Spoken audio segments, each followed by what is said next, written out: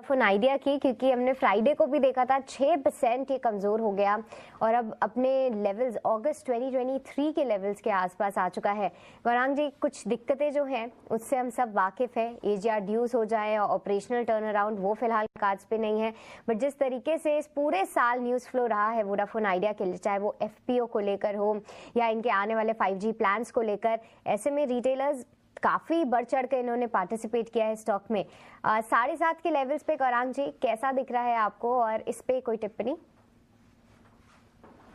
सृष्टि, थोड़ा बहुत समय दीजिएगा इस प्रश्न का उत्तर देने के लिए। देखिए, दिक्कत वोडाफोन आइडिया से ये है कि लोगों की जो सोच समझ और जो रणनीति होती है ये स्टॉक में निवेश करने की, वो बहुत ही नासमझ वाली होती है। माफी चाहता हूं, मैं इस शब्दों का प्रयोग कर रहा हूं, लेकिन पहले तो एक डिस्क्लोजर दे देता हूं, अनिवार्य है मेरे लिए ये देना। जब इसका मेरे ख्याल से एक एफपीओ आया था 11 रुपए के आसपास, सृष्टि अगर मैं गलत हूं तो आप मुझे सही कीजिएगा, तो उस वहां पर हमने निवेश की राय दी थी, लंबी अवधि के लिए निवेश करने की। लेकिन वहां पर भी हमने एक ही चीज कही थी, जो हमने कही थी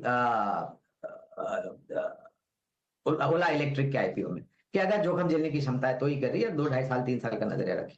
तो 11 रुपए में हमने निवेश की राय दी थी जब वो एफपीओ आया था वोडाफोन आइडिया का। अब दिक्कत यह है कि जो टेलीकॉम रेगुलेटर जो है टीआरएआई, और जो सरकार के तरफ से और सर्वोच्च न्यायालय से जो इनको कुछ दिक्कतें आई हैं, वर्किंग कैपिटल को लेकर के बहुत मुसीबत है। लेकिन सामने मैनेजमेंट ने यह भी कहा है कि उनका निरंतर प्रयास रहेगा बाजार में से पूंजी खड़ी करने के लिए, और मेरे ख्याल से वो सक्षम रूप से होगा।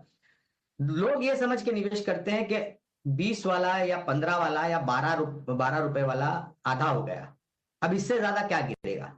तो मेरे लिए ये कहना उन लोगों के कि यहां से भी आधा हो सकता है। इस बात की आप जो चुनौती है उसके लिए तैयार रहे। ऐसा नहीं है कि ये एकदम से निकल करके उभर करके आएगा। कोई लोग ये बोलते हैं कि सरकार की हिस्सेदारी है, सरकार इस कंपनी को डूबने नहीं देगी, वगैरह वगैरह। तो इस प्रकार तो बहुत सारी कंपनियां, जहां पर सब कंपनियां जाकर के सरकार का हाथ पकड़ लेंगे और बोलेंगे हमें संभालो, लेकिन ऐसा ऐसा नहीं, ये विचारधारा है ना सृष्टि, ये गलत है। हमें लग रहा है कि ये उभरेगा, और मैं भी यही, मैं निजी तौर पर ये कहता हूँ सृष्टि के, हमारे जैसे भारतवर्ष में सिर्फ 2 कंपनियों की ड्यूपोली होना बिल्कुल अनिवार्य नहीं है, ये गलत है। खास करके ऐसे क्षेत्र में जहां पर महीने दर महीने उपभोक्ताओं की संख्या बढ़ रही है, ना तो सिर्फ वॉइस को लेकर के, लेकिन स्मार्टफोन यूजर्स की भी जो संख्या है वो बढ़ रही है, बिकवाली बढ़ रही है। तो ऐसी परिस्थिति में प्रयास ये होना चाहिए कि आप धीरे धीरे करके कंपनी को सक्षम बनाए।